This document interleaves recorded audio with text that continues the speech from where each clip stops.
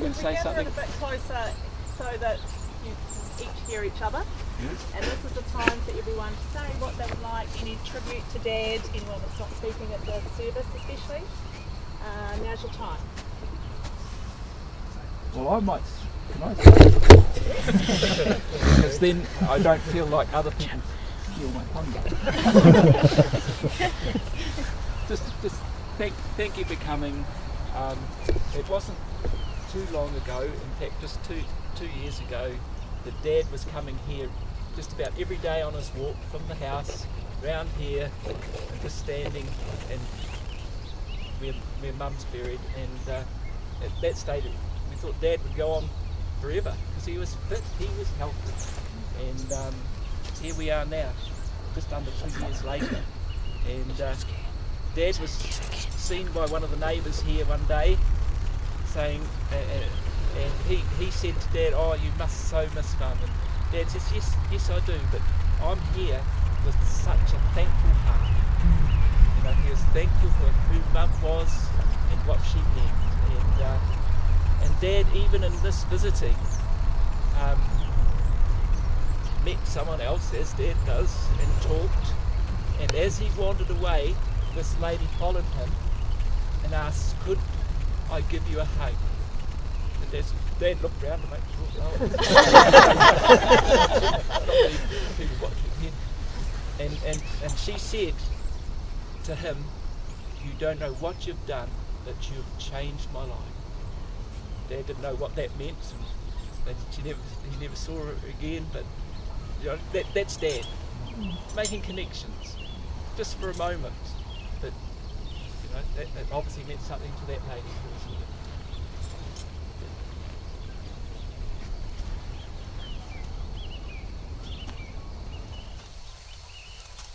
I can add on that, building connections. When Anna and I visited him in Christchurch Hospital, and he wasn't the greatest, he was still helping the lady next door to him in town. That was, he's like, "Oh, she's very poorly," but I went up to her, I asked if I could pray with her, and she was like so appreciative of it. So I was very lucky to have a granddad like that. Yeah.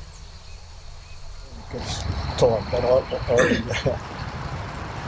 we've lost a friend, but what mentor, an elder, a teacher, and a friend.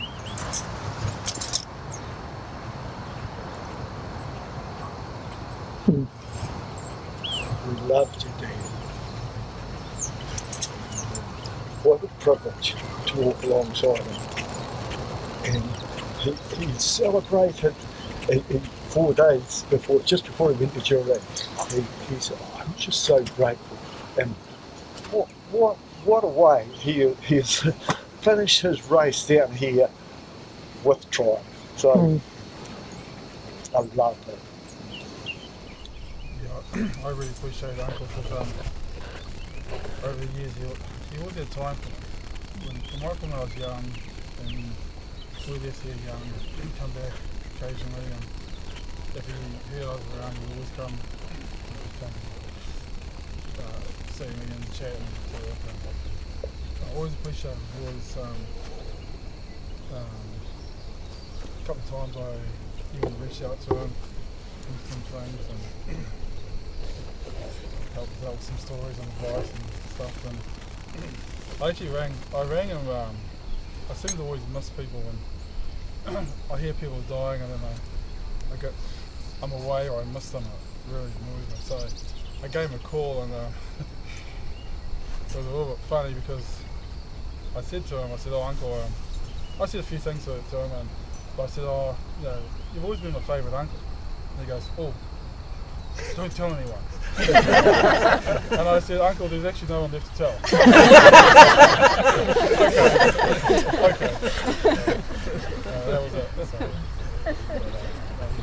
here's for the call. So,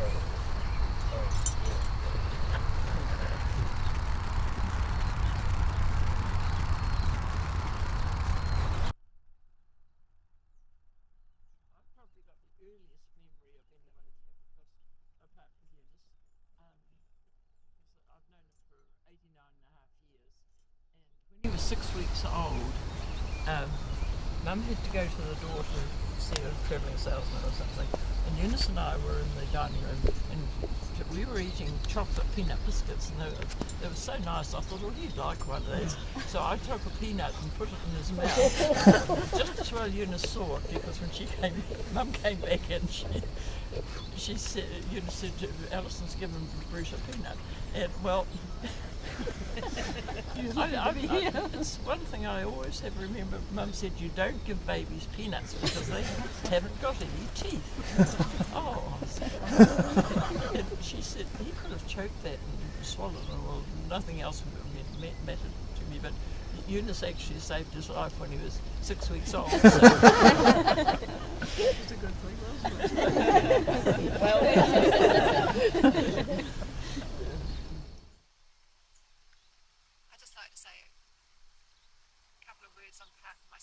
So I'm Bon, and we three girls were daughters of Natalie and Milton. So my mum was Marg's aunt, and Bruce and Marg were part of our lives right from the time we were born. And my older sister Rose, who most of you know, who's out here every summer, she's absolutely gutted she can't be here. She said my love to everyone. And Robin, who is on her way up here now for the funeral, she was really upset when I told her the news, and she said my best memories of my life are spending our summers on the Glenfire farm. She said we just loved Bruce, his kindness and his love. So we're just glad we can represent him.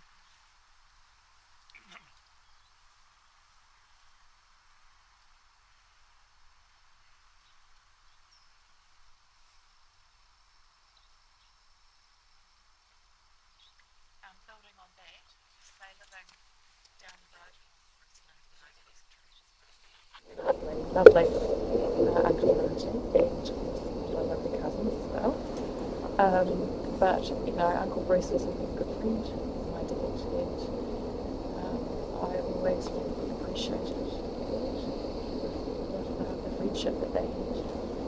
And, I think that was unique. I thought it was not, I thought that was what people were like. Been in the real world, but it was very special, and I just really appreciated that, and loved Uncle Bruce giving lovely hellos, and somebody said to me yesterday, I met somebody down the town, they said Jessie would be fun, but he would never overstay, he just always knew, kept it short and sweet, and it was just lovely, and I thought that was such a cool thing to say. Yeah, we used to love it when Bruce come around, especially around in Bank Street when we had the house around there. Knock on the door and say, come and have a cup of tea, Bruce. Oh, are you having one? Are you having one? And sit down for a bit of a chat. He's just so encouraging, changing it more and more. He encouraged us the whole way. Saying, because we come and cup of tea, it was so nice. I'm going to miss him as much as I'm missing Graham as well. I haven't seen too many animals pass away like this, but they've been key parts in their lives. He had a unwavering faith and a very gentle, uplifting spirit. Just reassuring that you're really grateful for him. Yeah. Really admire him.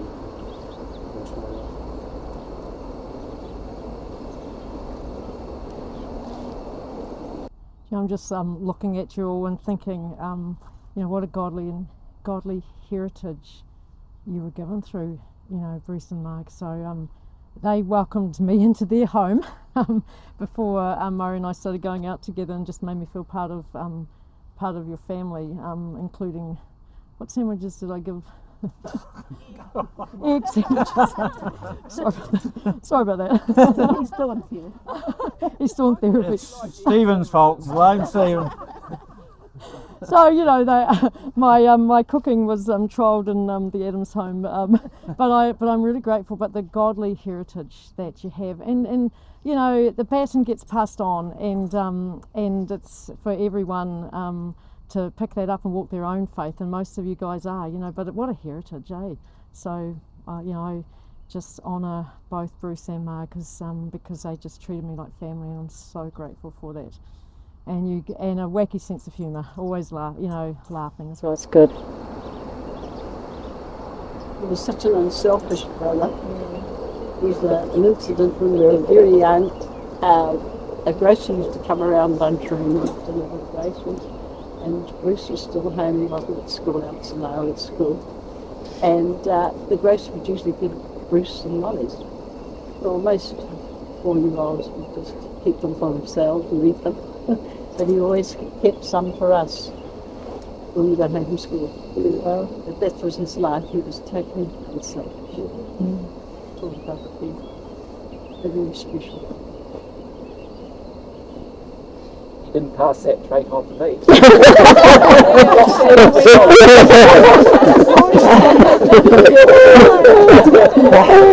No, where's he? No, Lolly sisters.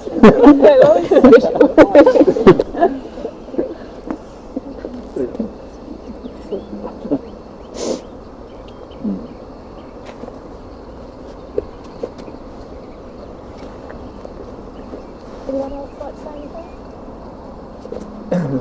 Bruce has been a great friend for a long time.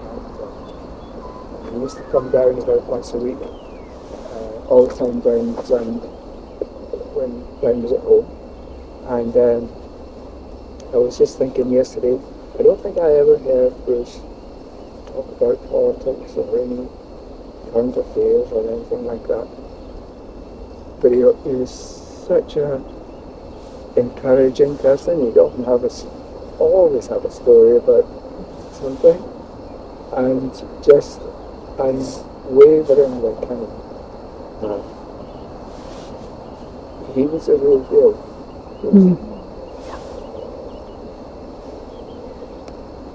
Yeah.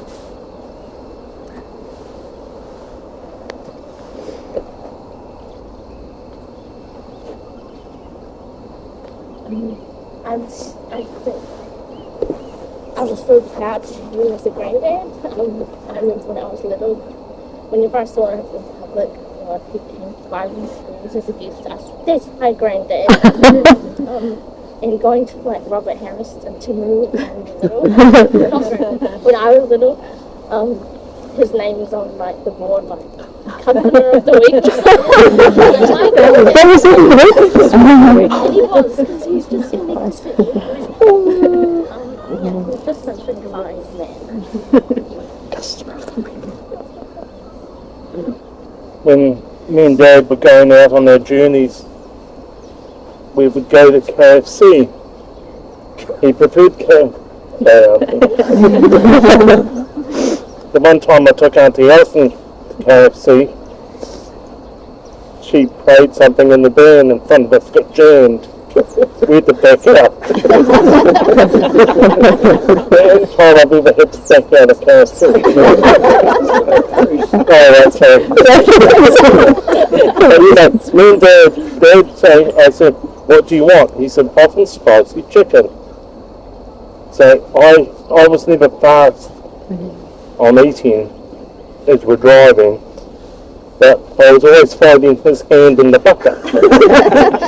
And we said we'd make a deal, it was always 8 each. And I always got 4. And then we had to make an excuse because Auntie Alison was cooking for us why we weren't that hungry that night. And Dad was so fast on the hot and spicy chicken. And then he didn't have a problem throwing the bones out the window either. And I said, "Look, not now, there's a car behind us." And but Dad didn't care. He said, but it was just that trait of he just loved hot and spicy chicken. It was just, and it was always a race. And so I had to. One day we went outside to him and I said, "Half each, Dad." Yep. Well, it's never half each. It was always him 12 and me 4. But it was so precious to me. It was just. There was the one thing in the last couple of months. He said, "Do they do soup?" And I said, "They do potato and gravy." He said, "That will do." He said, just order that. And I said, well, what about me? And he said, well, get 2 of them then. So we got 2 potato and gravy, but I didn't know which one he was eating. He was eating both. He had one on the dash and one in his lap. And that was it. It was just great. And they're just those little memories of first in, first served, you know. It contradicted everything everyone else. I know. They were just, the other side. they were just beautiful. You know.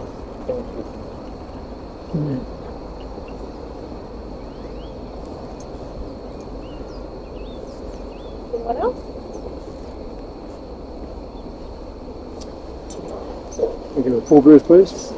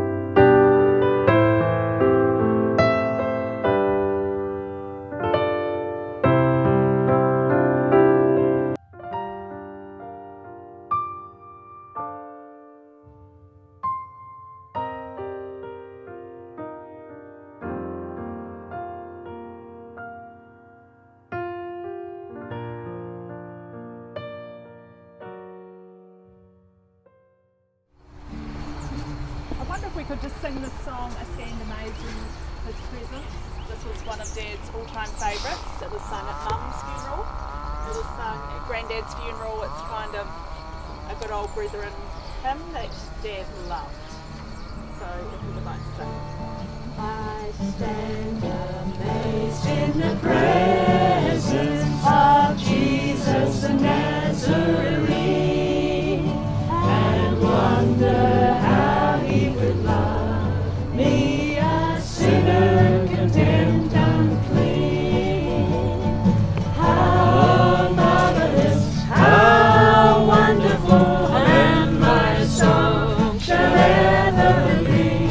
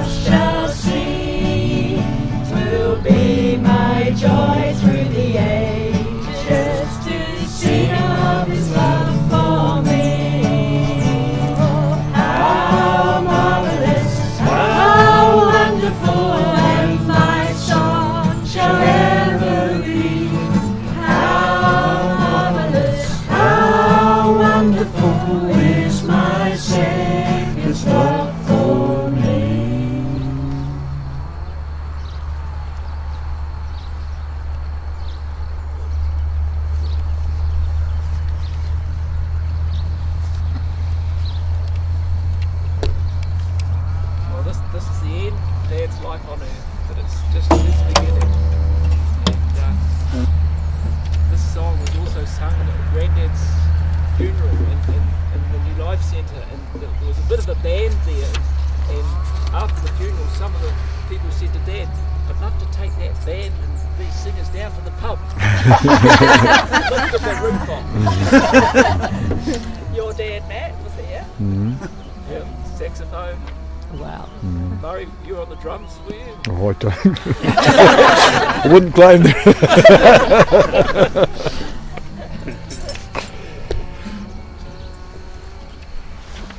It is with great sadness, but we also rejoice with Dad.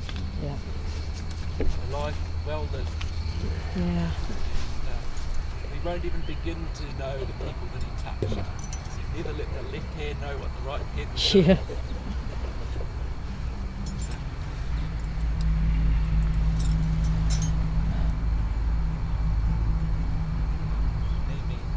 See you all at 1:30. I'd suggest being early. Amen.